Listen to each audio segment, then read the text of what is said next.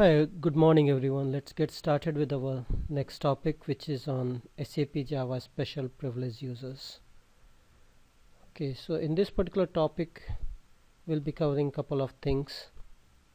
Basically, about the login parameters and the user info for the default users in the Java system. Especially the Java that I am referring to is SAP's Web Application Server Java Stack. Okay, here in this case you can see these are the default users. First is the administrator user.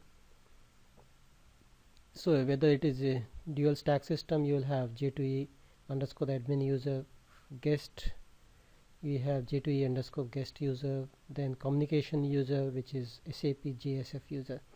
So these are the default users which are created when you install a Java stack. Next thing is about the default groups. Okay, here you can see that there are default groups like administrators group.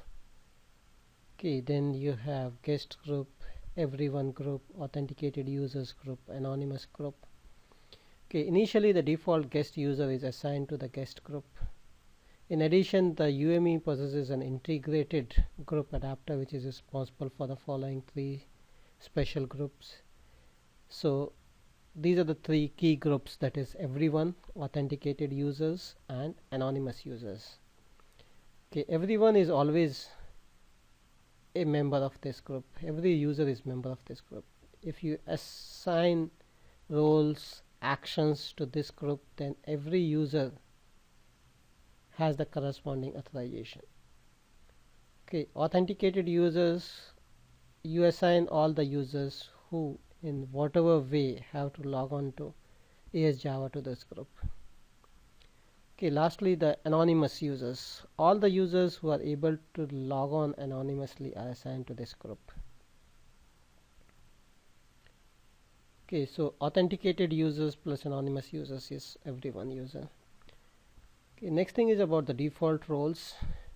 Okay, here you can see there are two default roles which are created when you install WebAS Java or SAP Application Server Java. So one is the administrator group and second is the everyone group. Okay, now next thing is we will talk about the special administrator users. Okay, so in this particular topic, what we are doing is we are going to talk about why this particular administrator user is a special. Okay, what is the speciality for this administrator users? Basically what happens is that the administrator user that is there, you will find storing the having special privileges for logging into the STM, for logging into the secure store, and for the J2E administrator.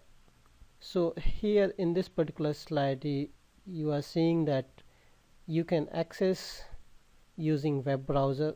So you are coming to the Java dispatcher, which in turn goes to the SDM server whenever we are deploying any patches. So two things to note. One is whenever we are changing any passwords, here you can see that the password change, whenever you make a change, you go to the UME portal. I'll show you the UME portal.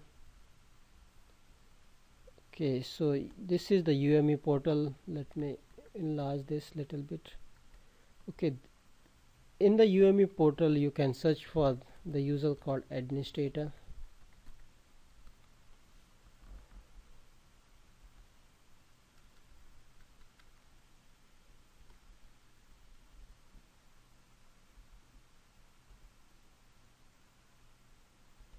Okay, so let me connect to the this is basically a dual stack system.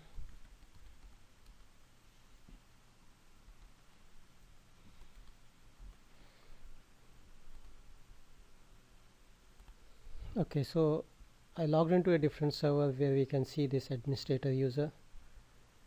Okay, so administrator user, the first step is for changing a password, just select that user.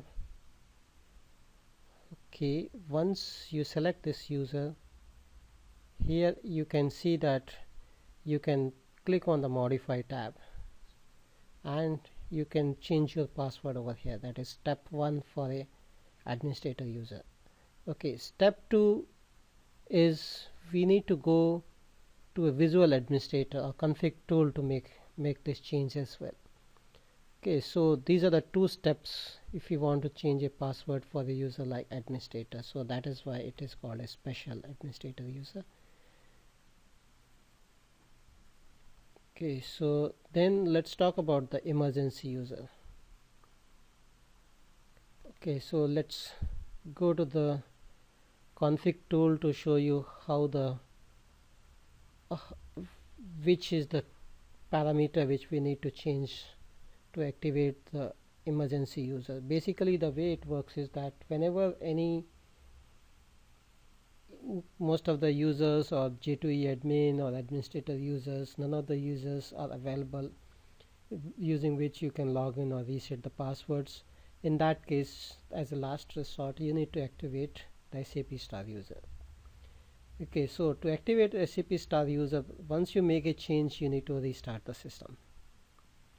Okay, so basically there is a property called, this is the name of the property. Okay, you need to change this property and set the value of it to true. So once you set the value of it to true, this SAP star is activated. You can make your changes, you can log into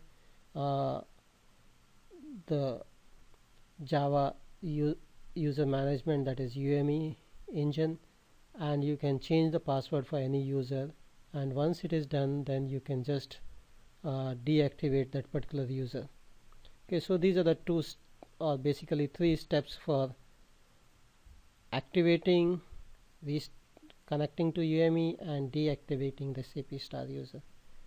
Okay, so let's log on to the system and I will show you how to find this particular entry in the system and how we can modify this entry. Okay, so let me connect to the system. Give me a second.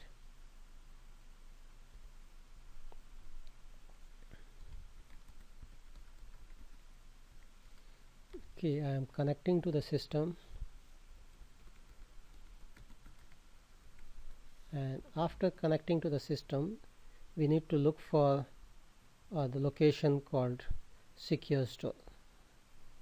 Okay, secure store basically it stores what we just saw, is that this is the place where the administrator password is stored. Okay, that is about the secure store. Then next thing is we were talking about the super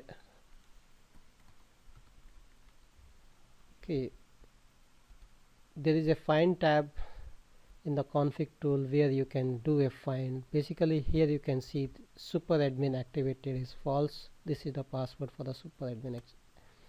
So whenever you need to activate, come here, make this change and activate the super admin, and when you are done just make it false again. And this entry requires a reset of the, you need to reset the Java system, then only this gets activated. So just make sure that after making a change it is followed by a restart. So that is about the special privilege for the user. Okay, that's what I wanted to cover in this particular